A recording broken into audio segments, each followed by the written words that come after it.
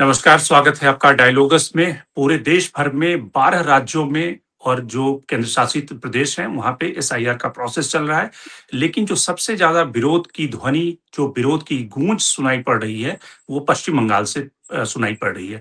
इसके अलावा तमिलनाडु, जहाँ पे चुनाव होने हैं, केरल, जहाँ पर स्थानीय निकायों के चुनाव तो दिसंबर के पहले हफ्ते में है, वहाँ भी विरोध के कई सारे स्वर सुनाई पड़ रहे हैं। साथ ही उत्तर प्रदेश, जहाँ पर 2 साल के बाद चुनाव होने हैं, वहाँ पर भी कई तरह की आवाज़ें आ रही है और समाजवादी पार्टी ने इसकी माँग भी की है कि इसे 3 महीने के लिए आगे बढ़ा दिया जाना चाहिए। लेकिन राहुल गांधी ने इस पूरे प्रोसेस पे कड़ा अटैक करते हुए कहा, उन्होंने एक दैनिक भास्कर की स्टोरी को कोट करते हुए लिखा अपने ट्विटर हैंडल पे कि 3 हफ्तों में 16 बीएलओ की जान चली गई है और ऐसा इसलिए हुआ है क्योंकि चुनाव आयोग की आपाधापी के कारण और जिस तरह से लोगों को 22 साल 20 साल पुराने दस्तावेज को खंगालने पड़ रहे हैं और इस पूरे प्रोसेस में जब भारत पूरी दुनिया को सॉफ्टवेयर प्रदान करता है, वैसी स्थिति में भारत ऐसे सॉफ्टवेयर को क्यों नहीं बना लेता जहां पे इस पूरे प्रोसेस को डिजिटाइज करके एक तरह से लोगों के लिए उपलब्ध कराया जा सके।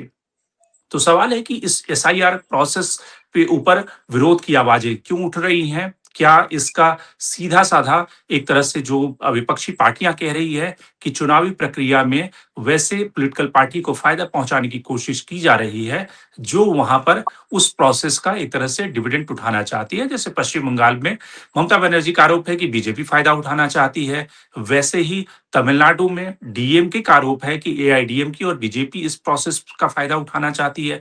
झारखंड में तो एक मंत्री ने यहाँ तक कह दिया है जो कि अगर कोई बीएलओ आए आपसे कोई दस्तावेज मांगे तो उसे कमरे में आप बंद कर दें। तो इस पूरे प्रोसेस को समझते हैं, विरोध क्यों हो रहा है, इसकी पीछे की वजहें क्या है। हमारे साथ 2 मेहमान जुड़ रहे हैं, अंशु नेथानी जो सीनियर जर्नलिस्ट हैं, शरद शरण जुड़ रहे हैं जो समाजवादी पार्टी के प्रवक्ता हैं। तो सबसे पहले शुरुआत करते हैं अंशु नेथानी आपसे कि जो विरोध के स्वर उठ रहे हैं, लोग ये पूछ रहे हैं कि ऐसी इमरजेंसी क्या है कि चुनाव के पहले 25 दिन में 30 दिन में इलेक्शन कमीशन को ये पूरा प्रोसेस पूरा करना है। कहीं न कहीं एजेंडा सिर्फ पश्चिम बंगाल का चुनाव है, इसलिए उन बाकी राज्यों को भी लपेट लिया गया है एसआईआर में, जहाँ पर इस समय चुनाव नहीं है या थोड़ा देर से चुनाव होने हैं, क्योंकि सरकार को ये दिखाना है कि पश्चिम बंगाल में जो सरकार या फिर बीजेपी कहती है कि वहाँ पे 13 लाख ऐसे इलीगल फर्जी वोटर जुड़े हुए हैं इलेक्टोरल रोल में, उनको हटाना है और इसलिए कहीं न कहीं इस आपाधापी में एसआईआर का प्रोसेस किया जा रहा है। लेकिन जो काउंटर आर्गुमेंट इसका ये है कि भई अगर कोई फर्जी मतदाता बांग्लादेशी अगर इलेक्टोरल रोल में जुड़ा हुआ है, तो उसे तो हटाना निश्चित रूप से इलेक्टोरल रोल को क्लीन करना ज़रूरी है। तो इसमें फिर मतभेद क्यों है? आपत्ति क्यों है? देखिए शंकर जी, हमें सबसे पहले ये समझना होगा कि एसआईआर की प्रक्रिया आखिर क्यों की जाती है और इसके पीछे का उद्देश्य क्या है। एसआईआर है शुद्धिकरण करना, यानी कि जो एक पूरी लिस्ट है मतदाताओं की, वो जो है वो बिल्कुल सही हो, उसमें किसी तरह की कोई विसंगति ना हो और उसमें जो भी है ऐसे लोग छँट जाएँ जो नहीं है, मृत हैं या वो कहीं रिलोकेट कर गए हैं। तो जब शुद्धिकरण की बात आती है, तो इसमें समय सीमा में बाँधना या बिना किसी ट्रेनिंग के या इस तरह से आपाधापी में करना, ये अपने आप में ही ये बहुत बड़ा संदेह पैदा करता है और चुनाव आयोग के ऊपर एक उँगली भी उठाता है। क्योंकि ये प्रक्रिया कोई ऐसी नहीं है कि इसे आनन-फानन में किया जाए। इसको एक सही ढंग से करने की ज़रूरत है और जिन बीएलओ के या जिन भी कर्मचारियों के माध्यम से कराई जा रही है, उन्हें एक प्रॉपर ट्रेनिंग प्रशिक्षण के बाद ही कराया जाना चाहिए। तो ये तो साफ नज़र आ रहा है कि ऐसी हड़बड़ी क्यों है? और ये देखा जा रहा है जिस तरह से विपक्ष भी आरोप लगा रहा है। लेकिन ये सवाल तो आएँगे ही कि आपको इतनी हड़बड़ी क्यों है? 16 बीएलओ की मौत हो जाती है। आपको ये मैं बता दूँ कि उत्तर प्रदेश में ही सिर्फ गौतम बुद्ध नगर में, नोएडा में 60 बीएलओ के खिलाफ एफआईआर दर्ज की गई है। कितना दबाव है उन पर आप ये समझ सकते हैं और 3 सुपरवाइज़र हैं, उनके खिलाफ भी एफआईआर दर्ज की गई है। मैं सिर्फ नोएडा की एक ज़िले की बात बता रही हूँ आपको और पूरे उत्तर प्रदेश में जो भी खबरें मिल रही हैं, बातें आ रही हैं कि बीएलओ पे काफ़ी दबाव है और वो काफ़ी कई ऐसे हैं जो अस्वस्थ हैं। तो ऐसे माहौल में कैसे शुद्धिकरण का काम जो है वो सही तरीके से हो सकता है? इसका तो पूरा पर्पज़ ही डिफीट हो जाएगा कि आप जल्दबाज़ी में कर रहे हैं। 2003-4 की आपको लिस्ट से मैच करना है, इतने पुरानी वो गणना है और अब तो हम ये देख रहे हैं कि कई जगह लोग बता रहे हैं बीएलओ तो घर-घर जा भी नहीं रहे हैं और ज़ाहिर-सी बात है उनके लिए फिज़िकली मुमकिन भी नहीं है जितना कम समय है। 4 दिसंबर तक उनको पूरा ये काम कर देना है, जो है वो पत्र देने का और लेने का। ये क्या संभव है इतनी बड़ी आबादी के लिए? और बीएलओ अगर दिन-रात 24 घंटे भी काम करेंगे एक-एक घर जाने का जी, तो मुझे नहीं लगता कि वो कर सकते हैं। तो साफ नज़र आता है इसमें ये हड़बड़ी जो है उसके पीछे क्या कोई मोटिव है?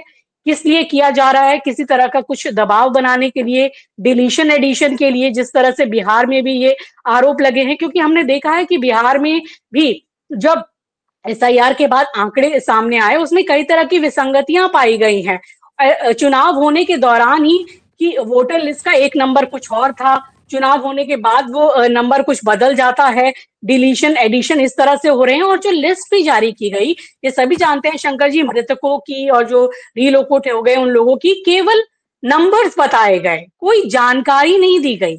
चुनाव आयोग में ट्रांसपेरेंसी की कमी नज़र आती है।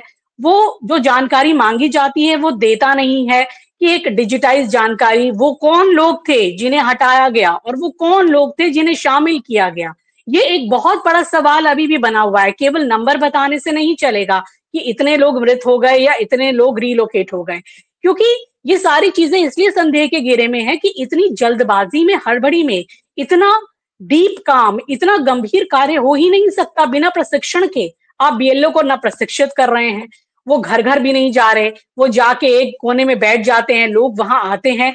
किस तरह से ये शुद्धिकरण का कार्य होगा? कैसे? तो मुझे लगता है कि इसके लिए लोगों को भी जागृत होने की ज़रूरत है और ये बात जी। सिर्फ़ विपक्षी दलों की नहीं रह गई है पक्ष-विपक्ष की। ये लोगों हुँ, के उठाने की भी बात हो गई है कि इतना बड़ा हमारे ये लोकतांत्रिक संवैधानिक अधिकार है, तो इसकी पूरी प्रक्रिया ट्रांसपेरेंट और सही तरीके से होनी चाहिए, कोई हड़बड़ी इसमें नहीं होनी चाहिए। चुनाव की प्रक्रिया अपनी अलग जगह पे चलती रहेगी, लेकिन एसआईआर की प्रक्रिया उससे पहले ही कराई जाए ऐसी कोई बाध्यता नहीं है हुँ। और पहले भी जो एसआईआर हुए हैं 8 महीने, 9 महीने, 6 महीने इस तरह हुए हैं। बिहार में भी हड़बड़ी में 2-3 महीने में कराए गए, वो देखा ही उससे कि लोगों में कितना इसको लेकर संदेह पैदा हुआ और वो अब हम और भी जगह देख रहे हैं। तो मुझे लगता है कि चुनाव आयोग को इसमें सामने आना चाहिए, बीएलओ को लेकर भी बात होनी चाहिए। ये भी एक बहुत बड़ा सवाल है, अभी तक आखिर चुनाव आयोग ने जिन बीएलओ की मृत्यु हुई है, उन पर आकर क्यों कुछ नहीं कहा है? या फिर जिस तरीके से दबाव में बीएलओज़ काम कर रहे हैं, क्या आपने उनको इस तरह का ठीक है। प्रशिक्षण दिया इतनी जल्दबाज़ी में कर पाएँ? तो ये तमाम हुँ, सवाल हैं जिनके जवाब जनता को ज़रूर माँगने का अधिकार होना चाहिए। शरद जी, आपसे समझना चाहेंगे कि अक्सर हाँ, जो चुनाव आयोग की तरफ से जो सफाई आई है कि पूरा प्रोसेस ट्रांसपेरेंट है, लोगों को मौका दिया गया और इतने ज़्यादा मौका दिए गए कि लोग उसमें अगर कोई गलती भी होती है तो उसको करेक्शन करा सकते हैं। लेकिन ढेर सारे जर्नलिस्ट आज की तारीख में जो नोएडा में रहते हैं, जिसमें कि अंशु नैथानी भी कह रही हैं और ढेर सारे जर्नलिस्ट जो नोएडा में रहते हैं, वो सारे कंप्लेन कर रहे हैं कि उनकी सोसाइटी में तो अभी तक कोई बीएलओ या कोई व्यक्ति वैसा पहुँचा नहीं है, जो कि अगर घर-घर जाके सर्टिफ़ाई करना है या फॉर्म भरा के असर्टेन करना है कि नाम ना छूट जाए इलेक्टोरल रोल्स में, तो फिर इस प्रोसेस की एक तरह से उस पे तो संदेह पैदा हो जाता है ना कि अगर दिल्ली एनसीआर के रीजन में जो कि उत्तर प्रदेश का एक तरह से सबसे क्रीम इलाका है, वहाँ पर अगर बीएलओ नहीं पहुँच रहे हैं और फॉर्म हस्ताक्षर कराने के लिए या फॉर्म भरवाने के लिए या वोटर लिस्ट से मिलान करने के लिए, तो फिर गाँव देहात जो इंटीरियर में है, दूर-दराज के इलाके हैं, वहाँ पे कैसे हो रहा होगा ये? मैं हाँ। अंशु नैथानी जी ने जहाँ से शुरू किया था, मैं आपको कहीं न कहीं वहीं वापस ले जाना चाहूँगा और हुँ, आपके हुँ, सवाल का उसके बाद जवाब भी दूँगा। हुँ। क्योंकि आपने लगातार प्रोसेस पे मेरे से 2-3 सवाल पूछे हैं। मैं एक्चुअली ऑब्जेक्टिव पे ही सवाल उठाना चाहता हूँ, उसके बाद प्रोसेस पे आना चाहता हूँ। जो एसआईआर की बात हो रही है कि वो अंशु नैथानी जी ने एक शब्द का इस्तेमाल किया शुद्धिकरण। मैं जहाँ तक मैं समझता हूँ, इलेक्शन कमीशन का काम है, इलेक्शन के पहले उसकी एक फाइनल लिस्ट देना पॉलिटिकल पार्टीज़ को, जिसके बेस पे इलेक्शन होता है, प्रिसाइडिंग ऑफिसर उसकी कॉपी लाता है और ये अपडेशन क्वार्टरली बेसिस पे होता है और इलेक्शन के पहले एक एक्सक्लूसिव फाइनल लिस्ट निकलती है, जो टैली करती है प्रिसाइडिंग ऑफिसर की लिस्ट के साथ और जो रजिस्टर्ड पॉलिटिकल पार्टीज़ के जो कार्यकर्ता, जो बीएलएज़ होते हैं, उनके पास जो कॉपी होती है। तो फिर हमें सबसे पहले तो ये मानना पड़ेगा कि पिछले कम से कम 10, 15 या 20 साल जो भी चुनाव हुए हैं, वो ऑथेंटिकेटेड और क्लीन इलेक्शन सीट्स पे नहीं हुए। तो अगर वो इलेक्शन लिस्ट क्लीन नहीं है, तो हम बहुत बड़ा सवाल उठा देते हैं। इस देश के पिछले कुछ चुनाव पे ही नहीं, उस लोकतांत्रिक व्यवस्था पे ही सवाल उठा देते हैं, जिनके माध्यम से सरकारें बनती रही हैं।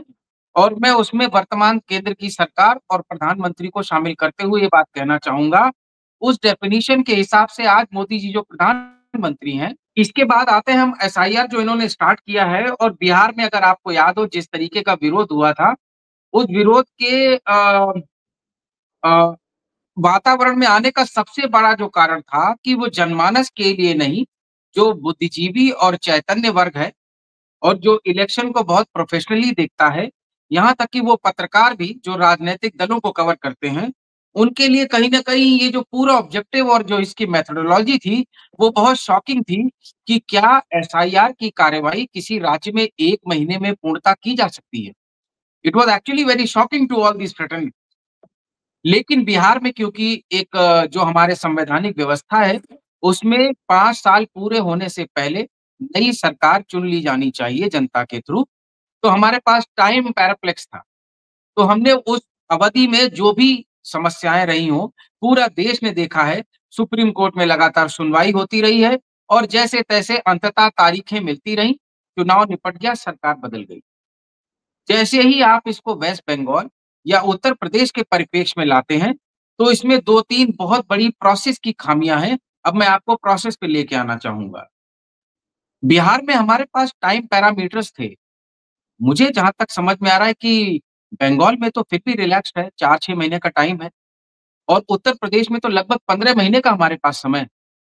403 विधानसभाओं में, जिसमें 1100-1200 वोटर्स हैं, किसी एक सरकारी कर्मचारी को जिसको आप बीएलओ बनाते हैं, आपको लगता है कि 30 दिन के अंदर वो 1200 लोगों के जो रिक्वायरमेंट है, उनको मीट आउट कर पाएँगे? स्पेशली हम कोई डेवलप्ड यूरोपियन या अमेरिकन कंट्री या स्टेट नहीं है। हम एक ऐसा देश है जहाँ पे 80 करोड़ आदमी 5 किलो दान के, सरकार के अनुदान के राशन से जीवित है, तो उनकी शैक्षिक, उनकी नैतिक और उनकी वैचारिक स्थिति के विषय में हम सब जानते हैं। क्या वो फॉर्म भरने की वो काबिलियत रखते हैं? क्या दूर देहात का आदमी बाज़ार में जाके अपनी कलर्ड फ़ोटो खिंचा सकता है और कैमरामैन से कह सकता है कि बैकग्राउंड व्हाइट रखिएगा वरना ये फ़ोटो रिजेक्ट हो जाएगी?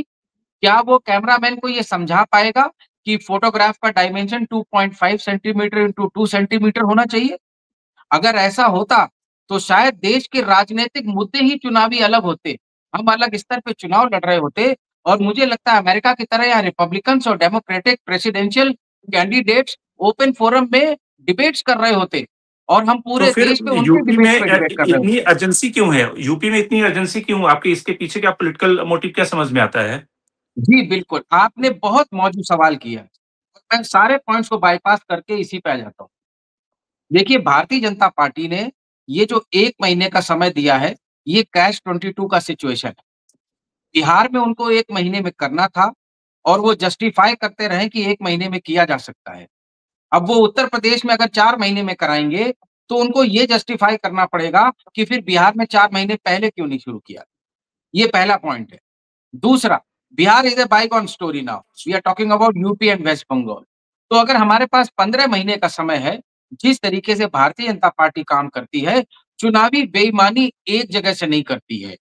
हाथ की दसों उँगलियाँ और पैर की दसों उँगलियाँ अलग-अलग दिशा में, अलग-अलग विचार से, अलग-अलग तरीके से, अलग-अलग बेईमानी की तैयारी करती है। मैं हमारा अपना अनुमान है 4 तारीख तक इस एसआईआर को खत्म करके वो 9 तारीख को लिस्ट निकालेंगे। हम आप जब एनालाइज़ करेंगे, वो जो डेटा कोलेक्ट करना चाहते हैं, उसको कोलेक्ट करके नेक्स्ट स्टेप पे निकल जाएँगे। एसआईआर उनका एक तरीके से बेंचमार्क स्टार्टिंग पॉइंट है। इसके बाद वो नेक्स्ट स्टेप पे जाएँगे और ऐसे ही आप हर महीने 2-3 महीने के अंदर कुछ न कुछ चीज़ें होती रहेंगी, कुछ परिदृश्य में सामने आएँगी, जिस पे हम और आप चर्चा करेंगे और कुछ परिदृश्य के पीछे होंगी, जिन पे हम चुनाव की परिणति के बाद चर्चा करेंगे, जैसा कि बिहार के चुनाव में हुआ। जी। लेकिन अगर ये सब कुछ जान रहे हैं और अखिलेश जी ने कहा भी है कि पीडीए के जो सिपाही हैं, वो मुस्तैद रहेंगे, एक भी जो जेन्युइन वोटर है उसका नाम नहीं कटने देंगे। बिहार में तो हम लोगों ने देखा कि किस तरह से कांग्रेस मुस्तैद नहीं थी या जो उनके लोग थे सुप्रीम कोर्ट में जब पिटीशन गया, तो उस तरह से वो साबित नहीं कर पाए। तो आपको लगता है कि उत्तर प्रदेश में आप लोग काफ़ी चौकस हैं और इस तरह की कार्रवाई अगर मास लेवल पे किसी पॉलिटिकल पार्टी के जो कार्यकर्ता हैं, उनके वोटर को वोटर लिस्ट से हटाने की कोशिश की गई, तो आप लोग पहले से सचेत हैं और पहले से इसके लिए पूरी तैयारी करके मैदान में डटे हुए हैं? देखिए 2017 के चुनाव के बाद आज लगभग 8 साल हो गए हैं। हम 2017 का चुनाव लड़े, उसके बाद 2019 के चुनाव में भी हमने बहुत कुछ सीखा और उसी की परिणति ये हुई कि 2022 में एक बहुत शानदार चुनाव लड़ा और जिस तरीके से 5 लाख वोट से पूरे उत्तर प्रदेश में सरकार बदलने से रह गई, जब हमने उसका सिर्फ एनालिसिस नहीं किया, माइक्रो एनालिसिस किया, तो हमने पाया कि हर विधानसभा की सीट पे लगभग 10,000 के आसपास वो वोट जिसको समाजवादी पार्टी का सो कॉल्ड कोर वोट बोलते हैं, उसको बहुत करीने से, बहुत महीन तरीके से हटाया गया। किसी परिवार में पिता का नाम हटाया, किसी परिवार में माता का नाम हटाया, किसी पड़ोसी के एक बेटे का नाम हटाया और इसी तरीके से हटाते-हटाते के पैटर्न में इतना वेरिएंस रखा कि एक ऑब्वियस पैटर्न ना बने और जब चुनाव के बाद हमने बूथ दर बूथ सर्वे किए, जाँच की कि हमारा बेसिक वोट कितना है वहाँ पर, पिछले 4-5 चुनाव में कितना पड़ा, इस बार कितना वोटर था, कितना मिला। एक मैं हाइपोथेटिकल फिगर बताता हूँ कि अगर कहीं हमारा 250 वोटर था, जो हम प्रिज़्यूम्ड वोटर है और आप जानते हैं कि राजनैतिक दल बहुत अच्छा होमवर्क करके रखते हैं, किस घर से कहाँ कितना वोट किस पार्टी को जाता है। उस पे ज़्यादा कहने की ज़रूरत नहीं है। तो 250 वोट में जब हमने देखा कि वोट हमें सिर्फ 50 मिला है, तो उन बूथ के पदाधिकारियों के साथ, वरिष्ठ नेताओं के साथ, विधानसभा और सेक्टर की टीम के साथ बैठ के बात किया कि आखिर ऐसा क्या कारण है कि 250 में से 50 वोट पड़े। तो जब हमने डोर टू डोर सर्वे किया, तो हमें रियलाइज़ हुआ कि जो हमारे वोटर थे, उन्होंने वोट डाला, अच्छी संख्या में डाला।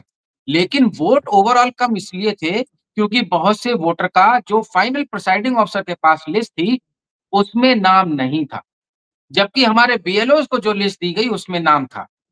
कहने का मतलब जो फाइनल लिस्ट बनी है, राजनैतिक दलों को जो लिस्ट दी गई है, उन लिस्टों के बेस पे चुनाव नहीं जब हमारे राष्ट्रीय अध्यक्ष अखिलेश यादव जी ने लगातार प्रेस वार्ताओं के दौरान इन मुद्दों को उठाया, सोशल मीडिया से उठाया, जनमानस के बीच उठाया, तो इलेक्शन कमीशन ने कहा कि आप हमको इसको क्वांटिफाई करके दीजिए, टैबुलेट करके दीजिए, नहीं तो हम आपको नोटिस जारी करेंगे कि आप चुनाव आयोग को बदनाम कर रहे हैं। तो जानते हैं समाजवादी पार्टी ने 2022 के चुनाव के बाद आज से लगभग 2.5 साल पहले 20,000 वोटों का टैबुलेटेड डेटा एफिडेविट के साथ चुनाव आयोग को दिया था। हमें 2.5 साल हो गया, उसके बाद उसका कोई जवाब नहीं आया और आजकल सुनने में आ रहा है चुनाव आयोग ये कह रहा है कि हमें वो मिले ही नहीं एफिडेविट, जबकि पार्टी के पास उसके रिसिप्ट्स हैं और हम मीडिया को दिखा चुके हैं। ये सिर्फ एक पक्ष है। 2024 के चुनाव में हमने और कटिबद्ध तरीके से बूथ के स्तर पे अपने लोगों को लगाया, वोट कटने से बचाया और भारतीय जनता पार्टी ने जो फर्जी एडिटिव्स अपने-अपने बूथों पे डाले थे, डुप्लीकेट वोट्स ऐड कराए थे, उनको कटवाने में बहुत अच्छी सफलता प्राप्त की। बट आपका ध्यान मैं इस तरफ भी आकृष्ट करना चाहूँगा कि जब संसद के संसदीय चुनाव हो रहे थे, तो पूरे देश में एक साथ थे। तो भारतीय जनता पार्टी का जो बेईमानी का साधन और संसाधन का जो इकोसिस्टम था, it was evenly distributed pan India.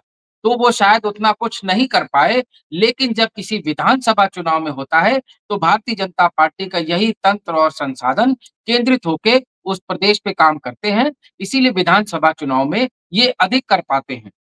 हमारे राष्ट्रीय अध्यक्ष जी ने इसीलिए बिहार के चुनाव खत्म होने के पहले ही हमारे इकोसिस्टम में पीडीए प्रहरी के नाम से एक पूरा नया स्ट्रक्चर बनाया और बूथ के पीडीए प्रहरी से लेकर के प्रदेश कार्यालय के प्रहरी तक पूरा एक पिरामिडिकल स्ट्रक्चर बनाया है। हम उस पे काम कर रहे हैं। हम एसआईआर के लगातार उसके इंटेंट का विरोध कर रहे हैं, साथ ही साथ हम उसके एक्सटेंशन की भी बात कर रहे हैं। लेकिन जिस प्रकार से बिहार में हुआ, वो भी हमारे लिए सबक है कि हम अगर एक तरफ कंटेस्ट करते हैं, एक तरफ हम रेजिस्ट करते हैं, अगर हम प्रिपेयर्ड नहीं होंगे, तो हम भी एक शॉक के लिए तैयार रहना चाहिए। तो हम ज़मीन पे काम भी साथ में कर रहे हैं कि अगर ये एसआईआर इनेविटेबल है, तो भारतीय जनता पार्टी ने जिस तरीके की कूटनीति, छल किया है, जिस तरीके का वोट लूटा है, उत्तर प्रदेश में हम उसको नहीं लूटने देंगे। और वेस्ट बंगाल के बारे में, क्योंकि हमारे इंडिया अलायंस के वो पार्टनर हैं, हम जानते हैं कि ममता दीदी ने भी बूथ स्तर पे, गाँव, गली, मोहल्ले के स्तर पे ऑफिसेज़ खोले हुए हैं और टेबल चेयर लगा के एक-एक वोट को आइडेंटिफ़ाई करके उनके फॉर्म्स का फिलिंग कर रहे हैं। इनसे लड़ने का यही तरीका है। हम एक आइडियल इकोसिस्टम में और आइडियल मेथोडोलॉजी से नहीं लड़ सकते हैं। जहाँ-जहाँ जैसा चोरी और जैसा ये छल करेंगे, हम उसको कंटेस्ट करेंगे और उसका सामना करेंगे। जी। अंशु, केरल में तो इससे भी इंटरेस्टिंग केस हो रहा है कि जहाँ पे स्थानीय निकाय के चुनाव चल रहे हैं, यानी कि दिसंबर में वहाँ पे पोलिंग होना है, उसके साथ में एसआईआर भी चल रहे हैं और जो कैंडिडेट हैं, जो लोकल बॉडी में खड़े हैं, उनको ज़्यादा अपने कि चुनाव में जीतने के बाद क्या करेंगे, उससे ज़्यादा उनको ये समझाना पड़ रहा है कि एसआईआर का फॉर्म कैसे भरें। और जो जनता है, उनसे ये पूछ रही है कि पहले मुझे फॉर्म भरना सिखाओ, तब मैं वोट दूँगी। तो केरल में चुनाव के साथ-साथ एसआईआर चल रहा है, तो बड़ी एक विचित्र सी स्थिति चल रही है। तमिलनाडु में एआईएडीएमके, डीएमके के बीच में क्लैश चल रहा है। निर्मला सीतारमण जो फाइनेंस मिनिस्टर हैं, वो थोड़े दिन पहले उन्होंने स्टेटमेंट दिया था कि तमिलनाडु में किस तरह से वोटों की चोरी डीएमके करती रही है। तो क्या एसआईआर कुल मिलाकर एक नया वेपन हो गया है? डेरेक ओब्रायन ने अभी 2 दिन पहले इंडियन एक्सप्रेस में एक आर्टिकल लिखा कि संसद में इस इश्यू को उठाने के लिए, यानी कि इलेक्शन कमीशन का ये जो माल प्रैक्टिस है या एसआईआर मुद्दे को उठाने के लिए सरकार एक तरह से जो नोटिस अपोजिशन पार्टियां दे रही है, उसको एडमिट नहीं किया जा रहा है या एडमिट नहीं करना चाहती है सरकार। तो ये जिस तरह से एसआईआर को क्या वेपनाइज कर दिया गया है, और या फिर ये सारा प्रोपेगेंडा एक तरह से झूठा है, आपको लगता है कि नहीं इसमें कोई सच नहीं है, पॉलिटिकल पार्टियां सिर्फ बेवजह के ये सब आरोप लगा रही हैं? शंकर जी, जिस तरह से पूरी एसआईआर की प्रक्रिया हो रही है, वो तो हमें यही दिखा रही है कि इसमें कई तरह के संदेह हैं, शंका है और ये जनता के लोकतांत्रिक अधिकारों के प्रति भी एक तरह से संदेह इसलिए भी पैदा करता है, क्योंकि ये जो पूरी प्रक्रिया है आपाधापी में हो रही है। और अगर हम बात करें अपने देश की, तो हमारे यहाँ पर जो वोटर्स हैं, पहले ऐसा ही होता था कि जो चुनाव आयोग है, वो वोटर्स को बनाने के लिए अभियान चलाते थे और वोटर्स को बनाने के लिए सारे तंत्र के हिसाब से, वोटर्स की सुविधा के हिसाब से वोटर्स को जोड़ा जाता था। हमारे देश में कभी भी वोटर को ये नहीं अपना साबित करना होता कि हम हैं मतदाता, क्योंकि एक नेचुरल राइट भारत की जनता को हासिल है। जो हम यहाँ जन्म ले रहे हैं, जन्म से यहाँ पर के नागरिक हैं, हमारा वोट का अधिकार यहाँ पर जन्म से ही सुरक्षित है। ऐसा जो है वो हमारे संविधान के हिसाब से भी माना जाता है। तो हमको ये नहीं दिखाना है, और आज जो ऐसा कर दिया गया है कि वोटर को ही ये दिखाना है और साबित करना है कि हम यहाँ के वोटर हैं। वो ही 2003 की लिस्ट में अपना नाम ढूंढेंगे, वो फॉर्म में उसको उस तरीके से भरेंगे, उनको कोई मदद नहीं मिल पा रही। फॉर्म की मैं आपको बात बताऊं तो उसमें तो ऐसा भी है कि एक कॉलम की अपने संबंधियों के बारे में जानकारी दे, कौन से संबंधी, पिता, पत्नी, पुत्र, कौन, ये कुछ भी चीजें क्लियर नहीं है। तो यहाँ इतनी आपने मुश्किल वोटर के लिए क्यों उत्पन्न कर दी है? जबकि हम लोग देख रहे हैं, हम लोगों को वोट देते हुए भी कई दशक हो गए हैं। पहले भी ड्राइव चलती थी मतदाता बनाने की, तो वो एक पॉजिटिव ड्राइव होती थी और उसमें मतदाताओं को बनाने के लिए चुनाव आयोग पूरे लोगों को शामिल करता था और बड़ी आसानी से लोग उसमें शामिल होते थे। यहाँ पर अब ऐसा लग रहा है कि आपके मतदाता होने को ही संदेह के रूप में देखा जा रहा है और आपको ही प्रूव ये करना है कि आप यहाँ के मतदाता हैं। बात ये अगर उठती है कि आपको विदेशी नागरिकों को छांटना है या उनको लेकर किसी तरह का परेशानी है या उनके लिए ये एसआईआर की प्रक्रिया इतनी जरूरी है, तो क्या वो भी चीज हो पा रही है? हमने तो बिहार में देखा कि एसआईआर हुई है, लेकिन कितने विदेशी नागरिक ऐसे वहां पर पाए गए, तो चुनाव आयोग ने तो उसकी भी कोई लिस्ट नहीं बताई, कुछ भी उसके बारे में नहीं बताया। तो संदेह तो यहाँ पर पैदा होना बिल्कुल ही लाजमी है। और आप इस पूरी प्रक्रिया को इतना कठिन करते जा रहे हैं, तो ये मतदाताओं के लिए मुश्किल हो रही है कि वो अपने लोकतांत्रिक अधिकारों को कैसे पाएं, और ऐसा पहले कभी नहीं हुआ था। आप शुद्धिकरण कीजिए, समय के साथ कीजिए, लेकिन इसका ओनस मतदाताओं पे मत डालिए कि वो ये साबित करें कि हम मतदाता हैं। अगर किसी के पास कोई प्रमाण पत्र नहीं है या कोई दिक्कत है, जैसे हमने बिहार में ही देखा, आधार को लेकर कितनी कंफ्यूजन क्रिएट की गई। ये आधार हमारा सब में चलता है। हम कोई भी चीज़ हो, चाहे पासपोर्ट के लिए जाएँ, किसी और बैंक में हम खाता के लिए जाएँ या किसी भी चीज़ के लिए जाएँ, तो वहाँ तो सब जगह आधार माँगा जाता है। आधार के बिना कुछ नहीं होता। लेकिन हम इस देश के नागरिक हैं या नहीं, इसके लिए आधार प्रमाणिक नहीं है। ये इस तरह का कन्फ्यूजन क्यों? क्यों एक तरीके का दोहरा व्यवहार? तो लोगों के मन में क्यों इस तरह की शंका डाली जा रही है? इससे ये लगता है कि कुछ इसके पीछे जो एक पूरा पैटर्न है, उसमें एक संदेह पैदा होता है। और क्या ये नागरिकों के हित के लिए हो रहा है, इसमें भी ये संदेह पैदा होता है? क्या ये केवल पक्ष और विपक्ष की एक लड़ाई है, विपक्ष को कमज़ोर करने के लिए, या एक अधिकारों के लेकर वो आवाज़ ना उठा सके, क्या इसलिए हो रहा है? मुझे लगता है जड़ एसआईआर से भी ज़्यादा जो है देखना इसमें ज़रूरी है कि जो चुनाव आयोग है, उसकी पूरी चयन की जो प्रक्रिया है, उस पर अब गंभीर सवाल उठने लगे हैं। क्या चुनाव आयोग किसी प्रक्रिया में अगर कुछ गलती भी कर रहा है या कोई चीज़ गड़बड़ी हो रही है, तो क्या उसको पूछने का अधिकार नहीं? ट्रांसपेरेंसी बरतने का अधिकार नहीं है?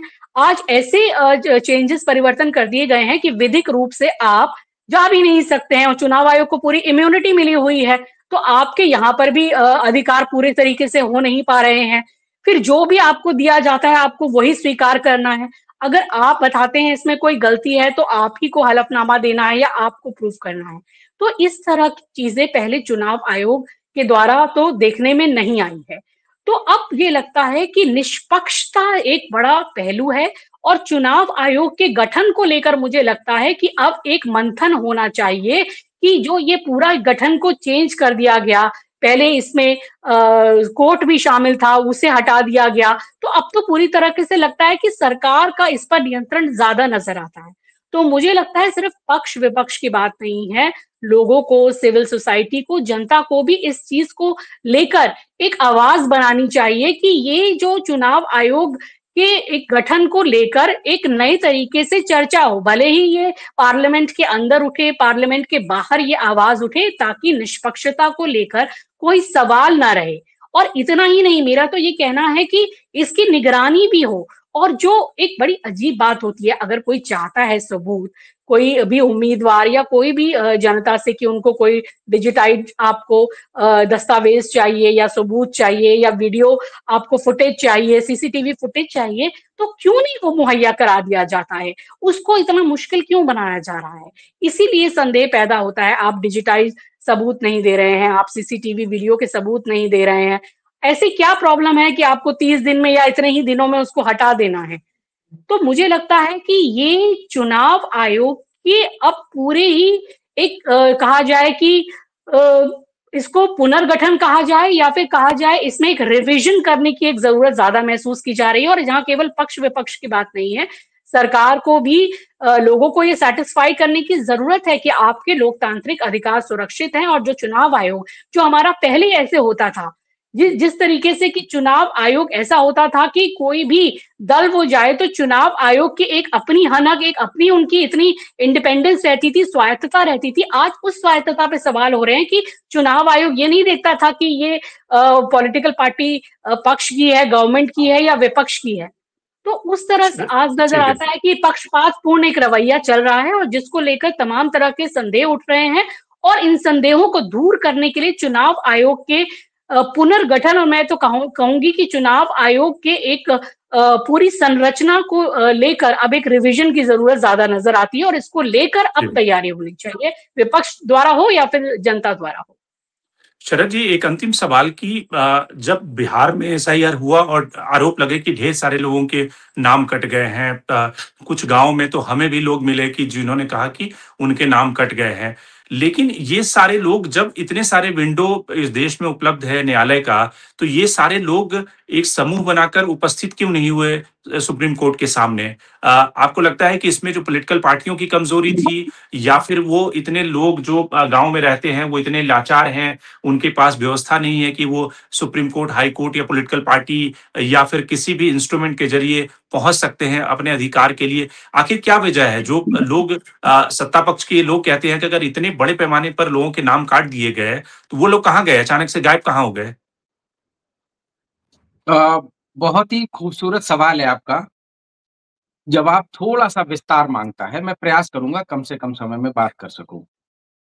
देखिए, हमारा जो देश का लोकतंत्र है और जो संविधान है इस देश का, वो जनमानस के लिए और आम व्यक्ति के लिए है। और चुनाव आयोग का बेसिकली काम क्या था? सहभागिता चुनाव में हर आम आदमी की, कोई भी आदमी छूटने ना पाए, जो ये तय ना करे कि इस देश को कौन चलाएगा।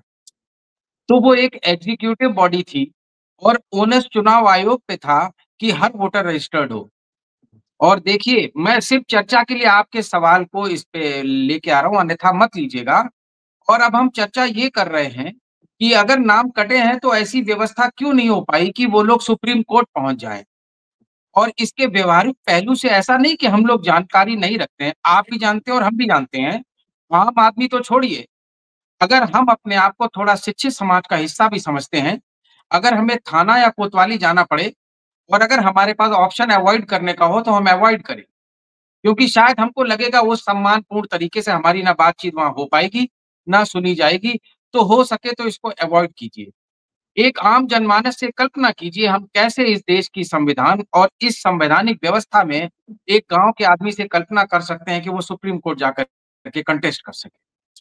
मैं आपको वापस इलेक्शन कमीशन पे लेके आऊँगा। जिस तरीके से हम एसआईआर के प्रोसेस की बात कर रहे थे, उसी तरीके से उसके ऑब्जेक्टिव की बात कर रहे थे। हमें कम से कम इलेक्शन कमीशन की कॉन्फ़िगरेशन से पहले उसके ऑब्जेक्टिव पे भी बात करनी चाहिए और ऑब्जेक्टिव बदलने वाला नहीं है। चुनाव आयोग का सिंगल पॉइंट एजेंडा है, इस देश के हर आम आदमी के दरवाजे पे जाना और उसको देश की सरकार चुनने की चुनावी प्रक्रिया से जोड़ना। ये उनका ऑब्जेक्टिव था। कम से कम आज की तारीख में जो चुनाव आयोग कर रहा है, वो अपने ऑब्जेक्टिव से बिल्कुल 180 डिग्री अपोज़िट है। दूसरी बात जो आपने नैथानी जी ने अभी कहा, चुनाव आयोग का जब कॉन्फ़िगरेशन बदला गया है, ये सब कुछ उससे पहले लिख लिया गया है, वो तो उसका पहला अध्याय मात्र था। अगर देश की सत्ता तय करेगी कि चुनाव आयोग का जो मुख्य कर्ता-धर्ता है वो कौन होगा, तो स्वाभाविक है कि पूरी की पूरी चुनाव आयोग की जो प्रक्रिया है, वो सत्ता की तरफ केंद्रित दिखेगी। और उसके आफ्टर इफेक्ट्स पिछले 1 साल से हम लोग लगातार देख रहे हैं, उसकी इंटेंसिटी इतनी बढ़ती जा रही है कि आम आदमी तक अंततः उसका दर्द पहुँच गया। अब आम आदमी का ये ओनस है कि वो इलेक्शन एजेंट को, बीएलओ को ढूँढे और इस टेंशन में रहे कि क्या वो इस देश का मतदाता अब रहेगा या नहीं रहेगा, ये चुनाव आयोग की चिंता नहीं। लेकिन एक बहुत बड़ा सवाल इसके साथ उठता है। समाजवादी पार्टी एक बड़ा दल है, हम लगभग 3 दशक पुरानी पार्टी हैं। उत्तर प्रदेश में 403 विधानसभा हैं और लगभग पौने 2 लाख यहाँ पर बूथ। अगर हम हर बूथ पे 1 बूथ प्रभारी, 1 बीएलओ लगाते हैं, 1 बीएलए लगाते हैं, तो हमें पौने 2 लाख कमिटेड कार्यकर्ता चाहिए और ये वो कार्यकर्ता हैं, जिनकी कार्यविधि से ये तय होगा कि समाजवादी पार्टी की देश के चुनावी भविष्य में उपयोगिता और सहभागिता क्या होगी। तो आप ये कल्पना कीजिए कि जो छोटी पार्टीज़ हैं और जो इंडिपेंडेंट कैंडिडेट्स हैं, वो अगर सिर्फ़ एक विधानसभा में भी चुनाव लड़ते हैं, तो वो 400-500 committed worker without payment, without ideology एक इंडिविजुअल की थॉट प्रोसेस पे उसके साथ कैसे जुड़ेंगे, उसके लिए कैसे काम करेंगे। तो जो एसआईआर की वर्तमान जो तरीका है काम करने का, कम से कम आपने उन इंडिपेंडेंट वॉइसेस को और छोटी वॉइसेस को इलेक्टोरल सिस्टम से हमेशा के लिए खत्म कर दिया है।